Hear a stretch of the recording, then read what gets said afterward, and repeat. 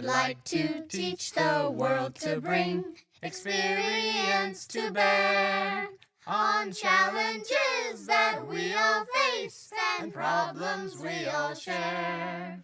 I'd like to give the world a hug and shower it with love. We all can change the world we're in with lessons from above. Hello everybody, welcome to another edition of HUGS, Hearts Uniting God's Spirit. And my name is Antika, your host. And I want to thank you so much for being here, for sharing your time with us today. I have a very, very special guest. He's extremely talented, and his work is inspiring youth and adults all over the place. So I'm so excited to share him with you. But before I do, I just want to say thank you for being you. You are divinely created, you are amazing, and this hug gets felt around the world because of you. So I want to thank you for sharing and liking and just being such a support to this program. It means so much to me and everyone that we have here.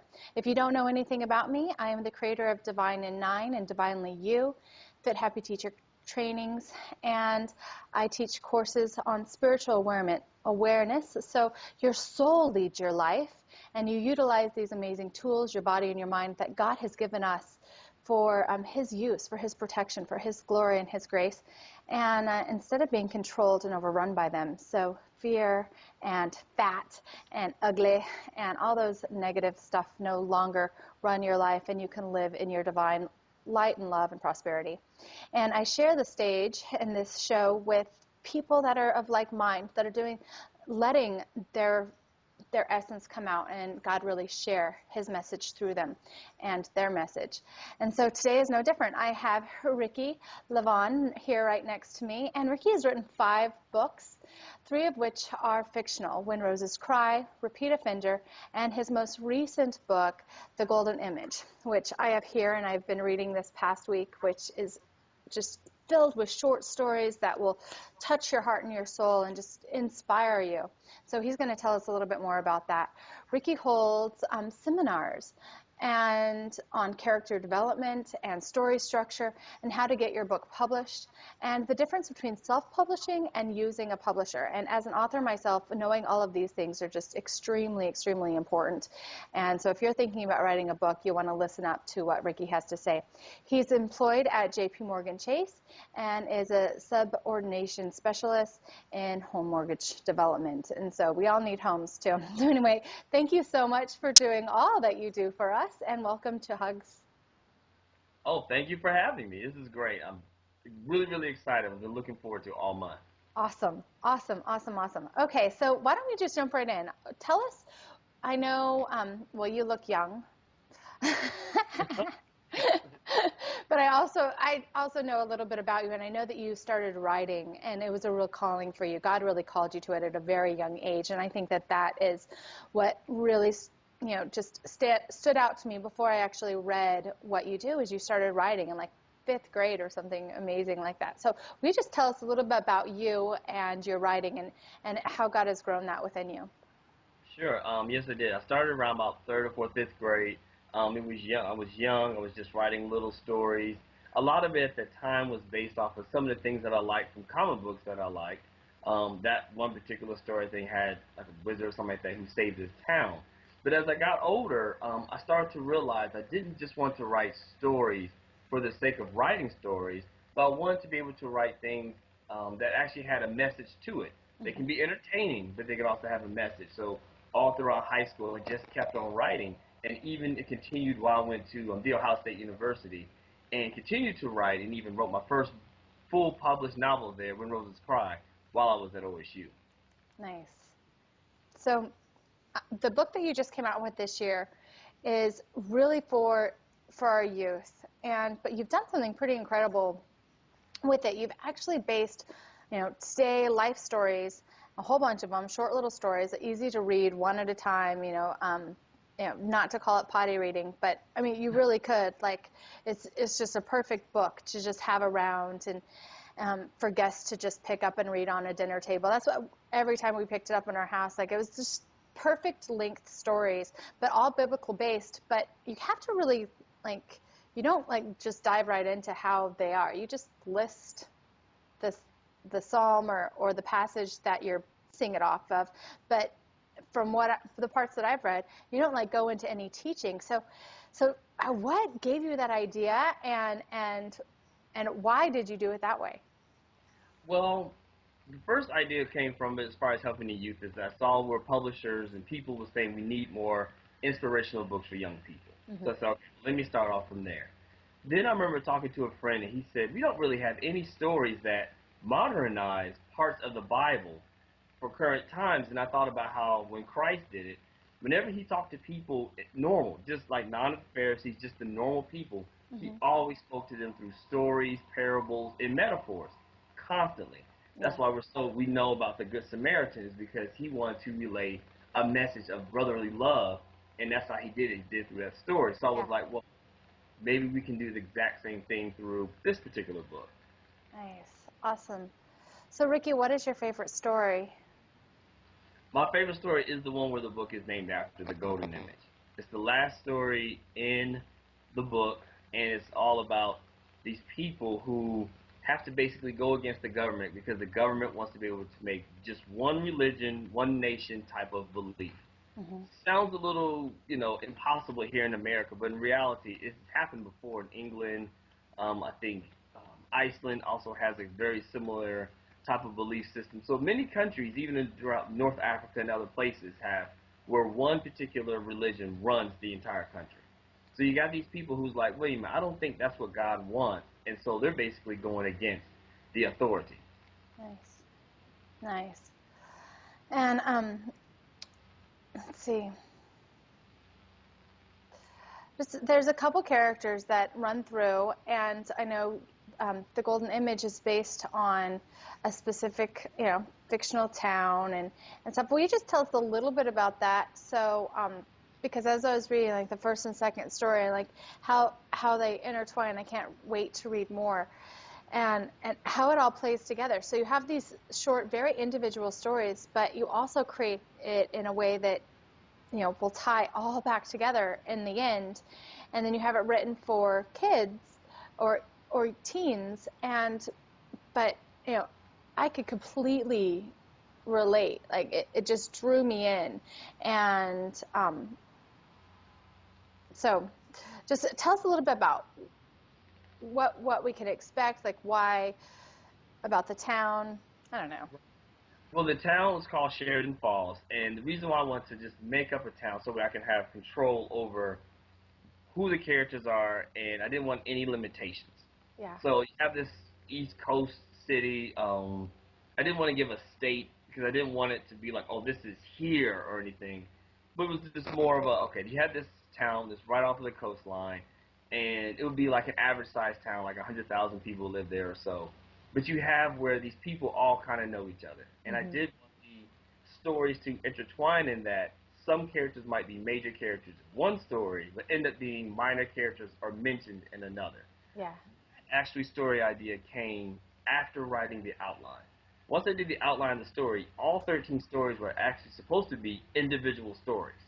And then it was like, what if you could actually start to mesh them? Because I thought if you mesh them, then it makes it like almost like it's a complete novel, but yet you can read each one without having to worry about the other one.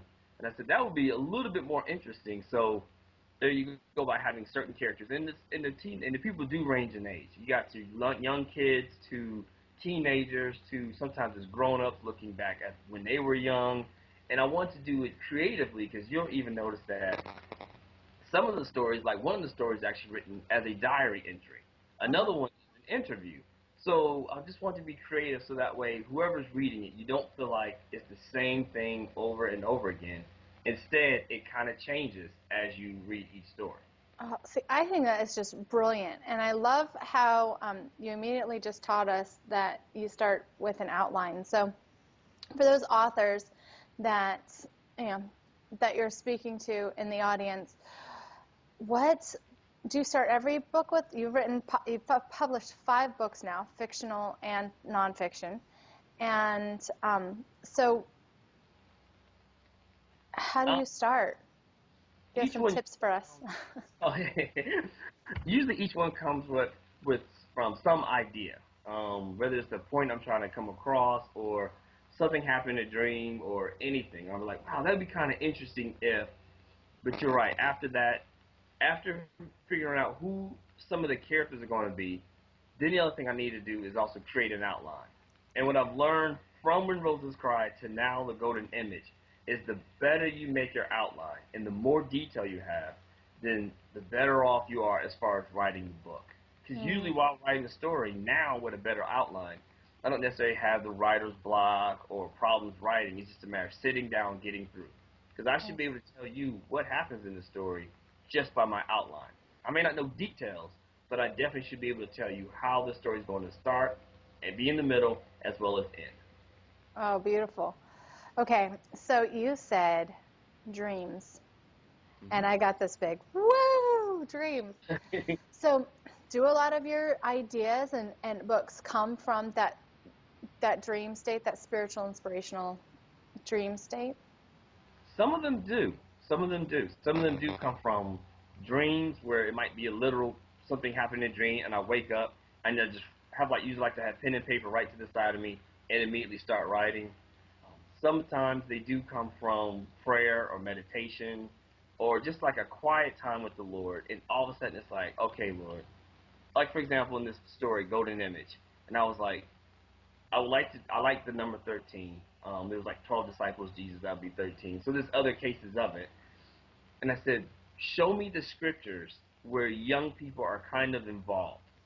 And then after going through and finding them, okay, how do I now modernize some of these stories? Some of them, like David and Goliath, and which is about the last story, verses is about that. Is a little bit easier. You take a bully, you take someone, go up against a bully. Okay, that was easy. A different one, Obsidian, which is a little bit more darker. That one was a little bit tough. So I was like, how do you convey this story, Lord? So it really did depend upon each story. So it really was a moment of just calm down, relax. And like how you said, you like to allow God to just, boom, speak to you. What should I do here? What should I do over here? Who should I interview? What questions should I ask? I do the exact same thing where it's like, take a moment, calm down, and when it comes to you, it's like that's the thing I need to do. That's the way I need to do this story. Yeah, excellent. Excellent. That's just like you're saying that, and I feel the peace. I'm like, yep, that's how you do. So why don't you just tell us a little bit about your practice? You just mentioned one thing. One thing is you sleep with a writing utensil and something beside you. So when you do have that hit of inspiration, because I totally believe in dreams, and the more people I've interviewed some people that do dream interpretation, and specifically a woman named Louise, and her interview is just incredible. She just touched my heart in such a huge way, and her whole family. But she just, like God just talks to us, and at that time, Jesus was like trying to get me to pay attention to my dreams, too. So I had a couple talks with her, and actually her kids, who all do dream interpretation, and God's just placed their hand on them. It's incredible. Right. They live in the East Coast as well. Anyway, she really opened me up to that, and I'd heard a lot about it before, and thought about it in the past, and Gabriel and everything, and I was like kind of trying to, but I didn't know what to do with them. So I think it's beautiful that you take them and you immediately write it down. Like, you don't second guess that. You're like, this is a book, or this is an expression from God. And then you said another thing that you do is just calm down, get quiet, and when you're in prayer and meditation. So what are some of the practices that you do to get you into that receptive state besides just falling asleep? Well, a lot of times I would try to get to maybe something familiar, somewhere that you're close to, as far as not like laying in bed, because you're right, then you'll just go to sleep, so that's not productive. But oftentimes it might be a certain room that I might like to go into, maybe have the music low or off, depends upon the feeling at that moment. Mm-hmm. And oftentimes it's like, let me just read a few verses. And what I also like to do is talk to the Lord on a real level. And what I mean by that, like, okay, I'm a big time fan of the Carolina Panthers. Even though I don't even live in North Carolina, I live in Ohio. Huge fan of the Carolina Panthers. But every now and then, I will talk with the Lord about the game that I just might have seen. And it sounds weird. I told friends about that, and they thought that was the craziest thing. I said it's because I want God to know me on all aspects. Yeah. So not just church stuff, not just what I write, not the stuff that I just want or stuff that I need, but just stuff in general. He knows, okay, I like football, boom. Or I might have seen a movie and you're like, wow, can you imagine, Lord, if this would happen like this? And sometimes out of those moments of just having what I like to call just a real conversation with God, other things come out of it. Because my whole thing has always been I've told people at church or people at work or friends or whomever, start learning how to build a true relationship with Jesus. When you're talking with your friends, you don't just talk about the things that you want, that you need, or how work sucks or whatever. You talk about any and everything that might have been important to you that day. So my Right. thing, do the exact same thing. And what happens is that as you build a better relationship, things become easier as far as, hey, you should write about this. You should maybe develop a character like this. You should do this thing over here. And I'm like, okay. And it'll flow out, and I'm like, wow, you wrote that, God, and not me. Yeah. But you become that vessel. You're absolutely that instrument in that vessel. And it's so important. A personal relationship with God, I think, I mean, that's it. It's not in the book. It's not in, what prayer that you're saying or the repetition of prayer or anything. It's in that realness that you can be fully you, not only in the things that are bad, but also in the things, because some people I know think, oh, have a real relationship with God, that means that I need to tell him all my dirty stuff, Right. all the things I feel bad about. But I really love how you put it, that no, it's like talking to him about the Panthers. Yeah. Like that's real, Right. like it's really beautiful and good. And from that, do you feel like you can hear God or sense God or that speaking back for you to be able to be that vessel, to be able to be that pure, like, okay, I'll write this down. That's a cool idea, God. I'm kind of laughing. Like I have this like little laughter kind of going on. I'm hearing all this laughter in my head, which is God just going, like he laughs with me. Do you laugh with God a lot? Sometimes, yes. Yeah. Especially if something is funny. It's just like, wow, that was funny. And I just go back and forth. And you're right, what you were saying earlier about um, there are times where it is becoming easier on when to be able to listen to him. Even when it's times to speak sermons, write stories, whatever it might be, it's getting better as I'm getting older, when to just stop trying to tell the Lord what I'm going to do and allow him to tell me what he wants me to do. Mm-hmm. Every single case that happens, it always works out better. Yeah, yeah, Only time absolutely. I tell him something, that's when it gets a little crazy. But whenever, and it's so hard to explain to people, but it's almost like a knowledge. Like how I know I'm wearing a yellow shirt. It's almost like that. So it may not be, I need you, Ricky, to do this like he did for Moses, but it's almost like a knowledge of, this is what makes sense. I need to say this over here. I need to look this up over here. So it's almost more of that kind of notion. And what I'm learning is, if it's stop right now and look this up right now. Okay, so I could be writing something and be like, oh, I need to look this up then, and just look it up on my laptop, on the computer, and oh, okay, now I can incorporate that into the story, or maybe that was just a personal lesson that I needed. So it's getting better at it as far as when do I need to just listen and just go immediately. Beautiful. I absolutely, totally love that. And that's exactly how I operate. Even in my business in the last 6 months, God was like, you've had all this business training. You've worked with all of these people. You've invested in yourself and everything so much. And you still aren't where you want to be or where, I'm showing you need to be. Why don't you just stop and listen to me? And so I started doing exactly what you're doing with your books, and just, okay, God, what is the highest priority for me today in my business? What am I doing? And whatever inspires me. And some days it's literally sit on the couch and do nothing. Why don't you clean your house? That would be nice. Your husband would appreciate that, you know.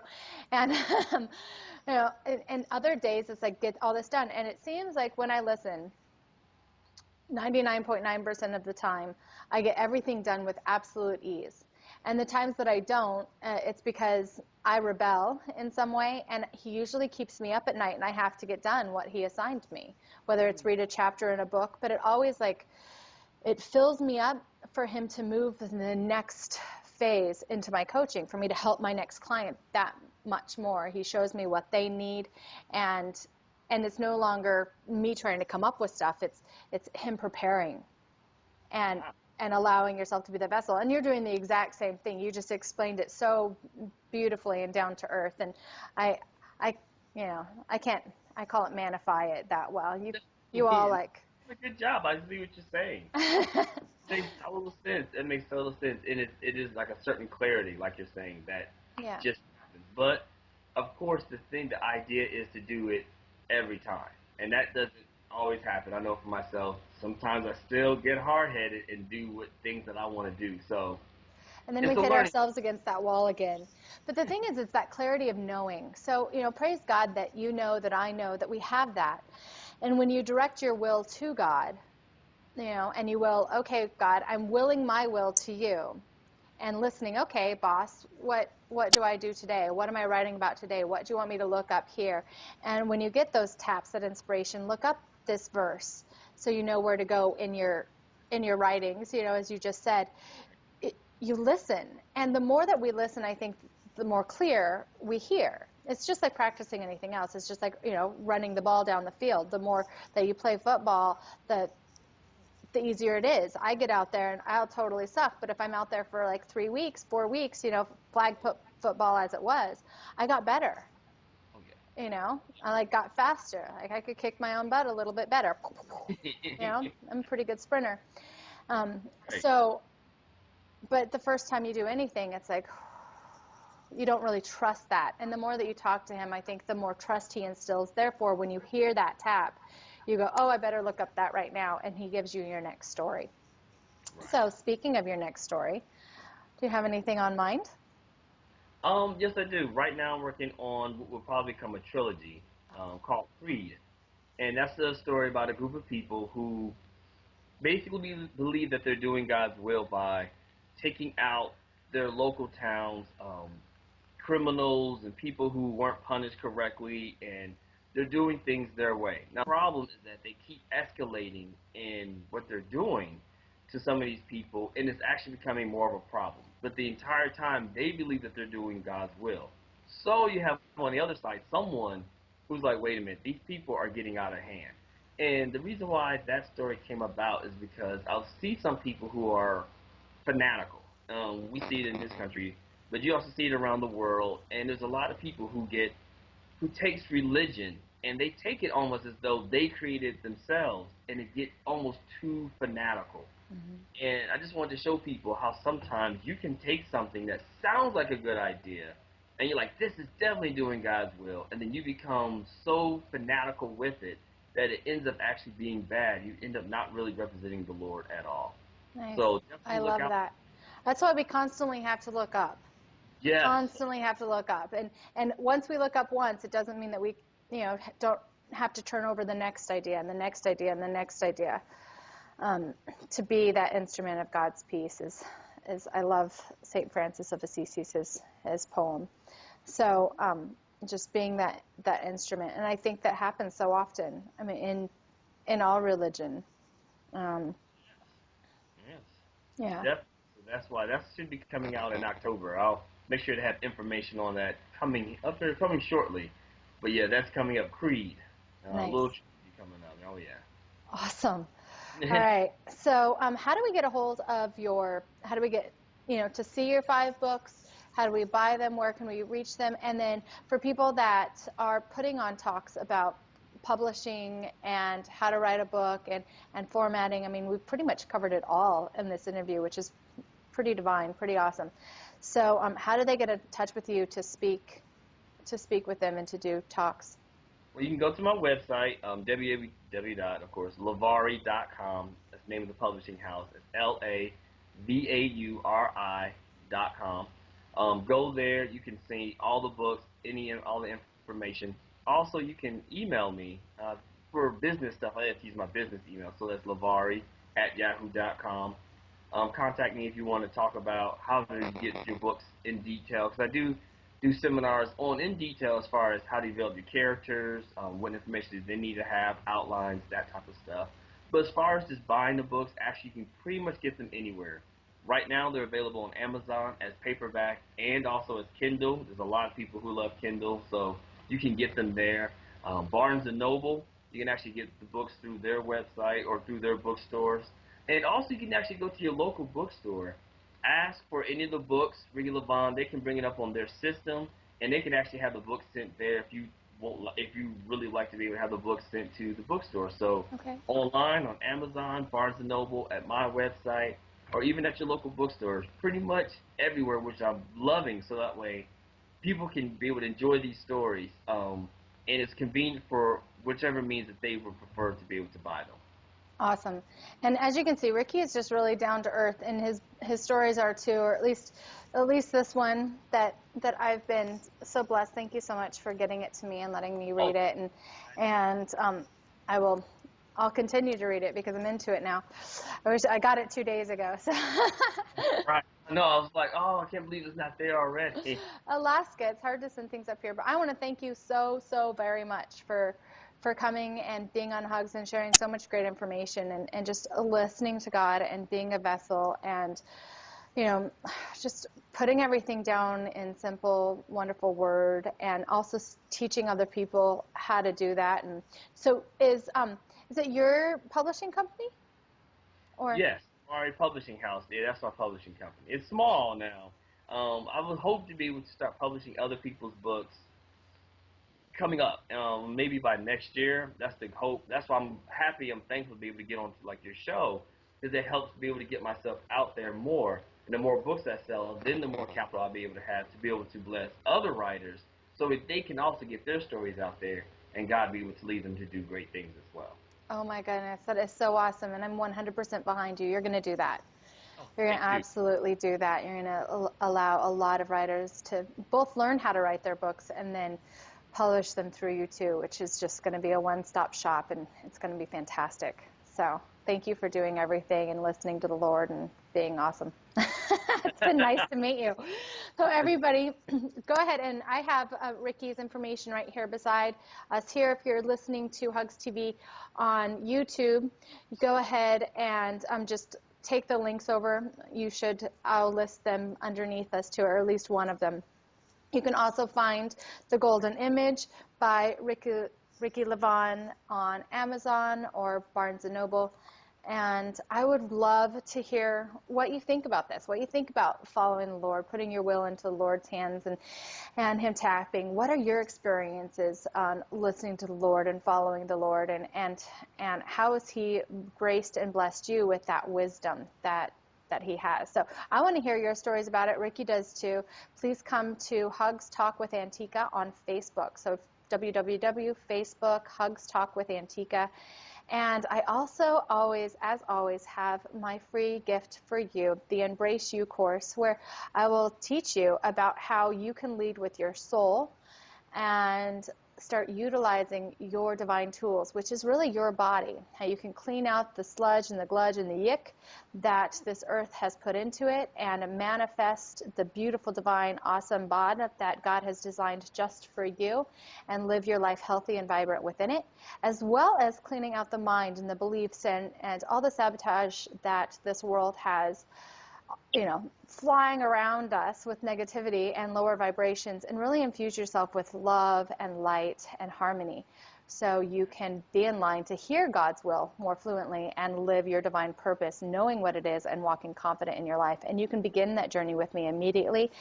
Right now, just go to www.fithappychristians.com and sign in to get your Embrace You course. It's free. It's my gift to you. And share this hug with all of your friends around the world, because that is how we embrace the world. And God bless you. You are awesome. Oh, thank you. God bless you.